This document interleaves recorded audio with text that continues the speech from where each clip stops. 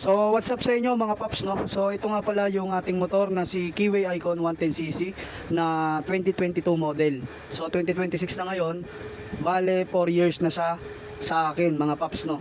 So ang dami kasing nagko-comment sa akin dito sa TikTok, no? Kung ano nga daw ba yung mga parts and accessories na plug and play dito kay Keyway Icon 110cc, no? So dito sa panggilid mga paps, no? Dito sa panggilid ay Honda Beat FI yung kasukat po niyan. So yun yung totoo, no, Honda Beat FI. So halos lahat ng mga parts sa panggilid natin, pinalitan na natin ng Honda Beat FI. Kahit yung air filter mga paps, no, pang Honda Beat FI po yan. And yung shock, makikita nyo naman mga paps, no, pinalitan ko na po yan ng 330mm. And naglagay pa ako ng extension dyan mga paps. So para saan yung extension? So yung extension mga paps, kaya ako naglagay dyan para kahit mabigat yung angkas ko, hindi sasayad sa gulong. So bakit sasayad sa gulong? Kung mapapansin niyo mga paps, yung gulong natin sobrang lapad, no. So naka 110 na kasi yung gulong ko mga paps.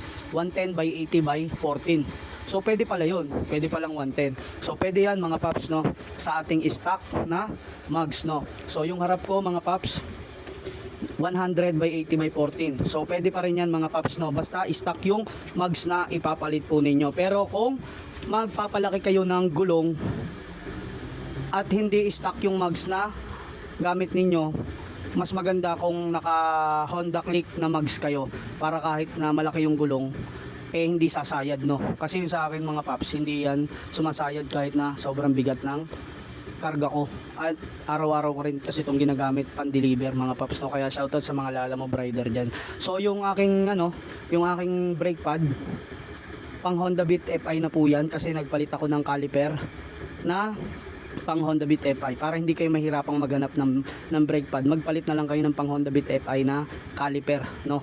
So hindi na kayo mahihirapang magpalit ng brake pad. So kapag ka napalitin na yung brake pad nyo, pang Honda Beat FI lang yung orderin niyo. Kahit yung kahit yung belt mga paps, Honda Beat FI at saka Honda Beat Carb. Pero kung gusto niyo ng mas fit, Honda Beat Carb yung belt na ipalit ninyo para mas fit. Para same na same nung stock natin dati na belt, no. And kung gusto niyo ng one click lang start agad sa push start, magpalit kayo ng Bendix. So lahat ng mga sinabi ko sa inyo na plug and play mga paps, meron akong available dyan sa Yellow Basket. So mag check out na kayo guys, dahil meron na tayong available. So hindi na kayo mahihirapan na maghanap kung ano yung plug and play na pwede ninyong ipalit sa mga palitin nyo ng pyesa sa Keyway Icon 110cc, no. So kung gusto niyo ng malupit na bracket para sa top box, so SEC bracket yan mga paps. So available yan sa aking Yellow Basket. And kung namamatayan na kayo ng motor, kung kung namamatayan kayo ng motor, lahat ng ilaw nyo namamatay, pati ito wala na ring ilaw itong analog ninyo, ay magpalit na kayo ng regulator kung naka-isang taon na sa inyo yung motor ninyo. And magpalit na rin kayo ng battery para kapag pino-start nyo, hindi kayo mahirapan na